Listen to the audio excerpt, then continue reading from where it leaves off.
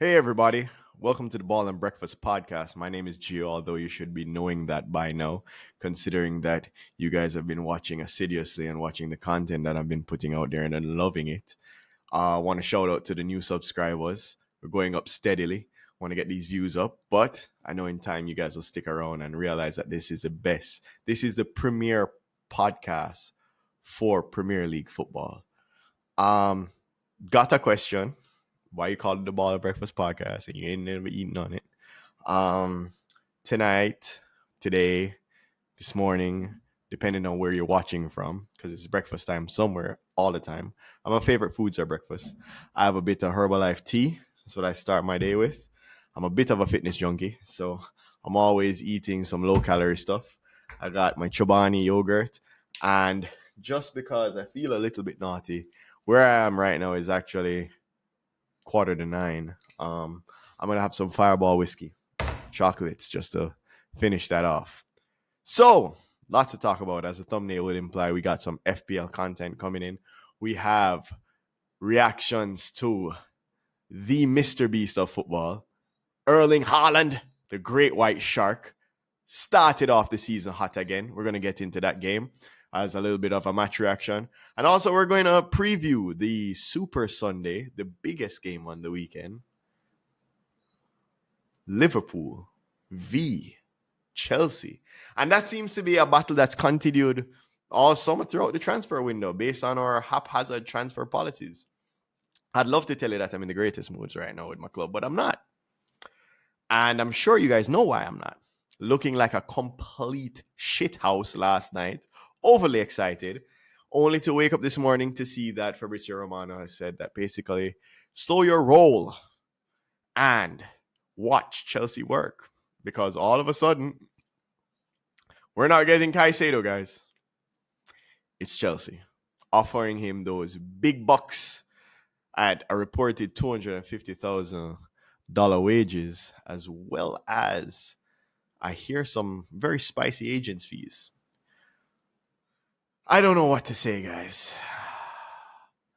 I mean, the summer transfer window for Liverpool Football Club started so well. Mac, bargain.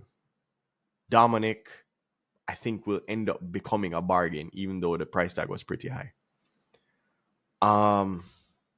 Wow. Talk about anticlimax. FSG, what we doing? Klopp, what we doing? Starting off the season, no six, no defensive midfielder paired with Trent Alexander-Arnold. What are you thinking? First, it was Kefrem Thuram. We pulled out because it's too expensive. Reportedly, they want 60 million. Then we just totally dropped Manu Kone interest because of the injury. Then we go to Lavia. He's too expensive. And then we drop $110 million on Caicedo. You guys seem confused. What are you doing? Make up your mind. You're going to spend the big bucks or you're not. And now you've put yourself in a precarious position where you've let the rest of the populace know that you got Brad. We kind of come off as the poor people of the Premier League, the poor big boys. Sorry about that. Yeah, we come off as like the poor guys. And you've kind of sold that, oh, we're strict financially all the way up until this point. And then, bow, Caicedo. And you don't make a play like that until you're guaranteed that the player wants to come. Now you've put out your hand. You're like, West Ham. Standing with your dick in your hand with, listen. What are you doing? It's a joke. Now we're going into, I mean, it kind of softened the blow if we were playing Chelsea, another team without a D-mid, right? And we're going to go guns blazing. But right now, we're at the final stages, not at the chance, we have a couple more weeks, but we're at the final stages where most of the managers have kind of done their preseason with a lot of the players in the squad in mind. So it's going to be particularly hard to get them out the door. are you doing? What are you doing? Complete and utter bullshit. Come on, FSG. You got to get it together. On the other hand, just as a little bit of the ending, and looking at the flip side of the Super Sunday clash, Chelsea. I believe that we have gotten Chelsea, gentlemen, at the best possible time you could get this Chelsea squad, because I believe they're going to evolve into a monster this season. A monster. Mikhailo Mudryk looks like the real deal. He's not going to be Jadon Sancho, guys. He looks to be the real deal. Jackson is the real deal. Sterling has always performed. Thank God they have a French version of Thiago over there in Nkunku, always injured. I wouldn't want to see them tomorrow. I wouldn't want to see Nkunku tomorrow. Sorry, Sunday. It's going to be an action-packed game. That I can tell you. Super Sunday, Chelsea v Liverpool. I'm going with a 4-3 scoreline, and I'm going with Liverpool football coming up on top, as we do. And don't ever forget, Klopp has always owned Pochettino. So I'm kind of counting on that as well. Now, going on to what I saw today. Guys, he's back. The great white shark of the Premier League. Jaws himself, Megalodon. Erling Haalnd. 26 touches in the game, 2 goals, and he didn't finish the game. What the fuck are we going to do? He didn't finish the game. De Bruyne got injured. That's a plus. Sorry. Shout out to De Bruyne. I hope you get well soon after you play Liverpool twice. Guys, dude said he has a lot to learn about football. He's only, I think he said 23. What else you want to learn? How to score 100 in one season? Hi, guys. Madrid, if you're listening to me, Saudi, if you're listening to me, can you throw some cash his way and get him the fuck out of the Premier League? I'd appreciate that. This unstoppable force that is Erling Haaland. I'm tired of hearing his name like that. Like, you can't even hear his name like Erling Haaland. Haaland! It's always on the end of an exclamation. Crazy. Just brilliant. And the more he gets acclimated, the more he loves the passion for the Premier League. He's not thinking about La Liga, guys. He's never leaving. The shit house is going to stay for a long time, banging in goals. Harry Kane might as well gone to Bayern, because even if he got the record in the next 2 seasons, he won't hold it for long. This guy is coming for all goal scoring records. 26 touches, 2 goals? Are you mad? First game.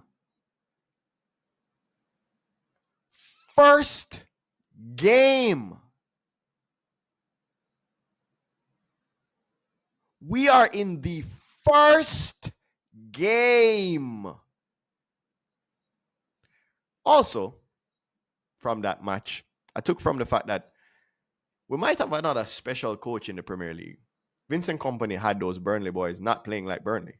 It wasn't a lump over one ball over the top. I was shocked. Although playing Manchester City is kind of more the preferred option. You kind of don't want to necessarily play City with or trying to outplay City at football with subpar players. Even with the greatest players in the world, it's not a good option. You hit them on the counter. Don't be silly. Could have gotten a draw out of that game. Mind you, they created quite a few chances. Vardiol did not start the game. Josko Vardiol. You have so many cool name players over there. Erling Haaland. Josko Vardiol. I mean, these guys just sound like world-class players. I mean, Phil Foden looked like proper problem. But back to Burnley.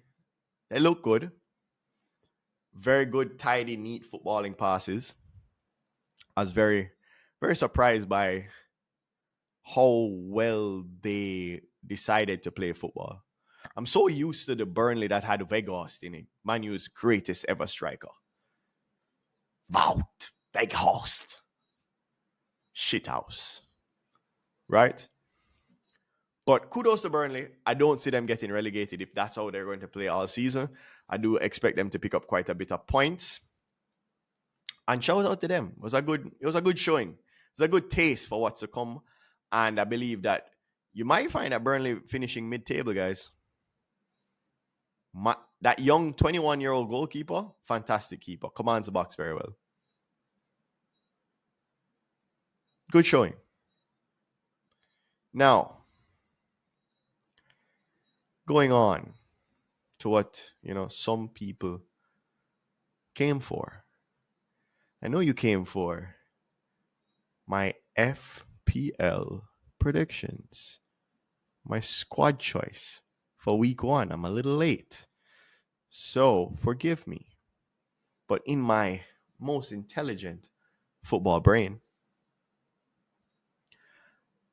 I went for the lineup you see right on the screen, predicated on the fixture list. Now, I did know, because I did a little bit of research, a toops of research on Burnley, that they were a little bit, I didn't expect them to be as expensive, but I did read a few little snippets where they said Vincent Kompany had them playing free-flowing football. When I saw that, I said, Erling, at least one. So I kept in Erling Haaland. You'll see that there are no Liverpool or Chelsea players in my squad. That's simply because the last 3 or 4 times have been low-scoring draws between the two clubs. And let me just type in here, because I want to give you all of my thought process and not leave out anything. So that was one of the reasons why I brought in the destroyer, Erling Haaland, as my captain. I went with De Bruyne as my vice captain. I always just thought that, he was going to be on the end of some assists. Didn't work out quite as well because obviously he got injured. We're going to have to replace him, obviously, because that hamstring injury is something that's been reoccurring since before the Champions League final last year. And for the love of Christ, I don't understand why Pep would put him out there and risk him. It's one of the biggest hotly debated things right now. Like, why wouldn't you it's Burnley. Keep him on the bench. The same result was bound to happen. But moving on, right? As I said, I had my vice captain, Kevin De Bruyne. I also went with Vinicius as Erling Haaland's strike partner. They're playing Everton. I expect Everton to struggle. They lost Yeremina to Fiorentina. They just suck from last year. They suck. And even though I have massive props for Sean Dyche, she's going to try and pack it in. And I do believe that with all this standstill with Alexander Mitrovic, that Vinicius will start, get the opportunity. He'll at least give you 3 points. He'll play majority of the game. And if you're lucky, he bangs in a goal. right? Moving on. As you can see, some Arsenal jerseys in my lineup. Bukayo Saka and Martin Odegaard. They're coming up against, I believe, Nottingham Forest, 6:30 tomorrow in the morning. I'll be up watching that. Nottingham Forest, what can I say? They're not going to do anything to Arsenal. Arsenal seem buzzing off of that. What's that little teacup trophy that they give out? Community Shield, the one that really doesn't mean much. But more importantly, they've looked like they've been rearing to go all preseason to try and crack on against City once again. And as I've waxed lyrical over the addition of Urian Timber, Declan Rice, I mean Trossard, he's like a Ole Gunnar Solskjaer for their team these days. Real massive impact off the bench. Bukayo Saka has started the preseason as sharp as you could ask him to be. And I expect him to score. I expect Odegaard to score and give an assist. Hence the vice captaincy, nomination. Moving on. Now, any team each week that is going to play Luton, please put up one of their attacking players in the game because you are going to have a high propensity of scoring a couple goals or a couple assists. So, considering that I do not expect Luton to score, I put one of my favorite little dark horse centre backs should have been at least called up to the England squad for a major tournament by now. Mr. Dunk from Brighton. I believe he's going to give me a clean sheet. As well as one of the hottest prospects in the Premier League right now, Mitoma. Yes! Had to put him in. I expect Mitoma to score against Luton at least once, if not twice, and an assist. So we expect to get some points from those bunch right there. Going on further, we went on to Trippier. I think that's a safe bet for at least an assist.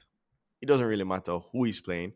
He's also part of a defensive quartet that didn't concede much in the last Premier League campaign. I don't expect them to be as good this Premier League campaign, but I still expect them to do fairly well. Fairly well. I went off and I also have Mr. Ben Mee, because Brentford, as always, defensively sound. Luke Shaw at left back.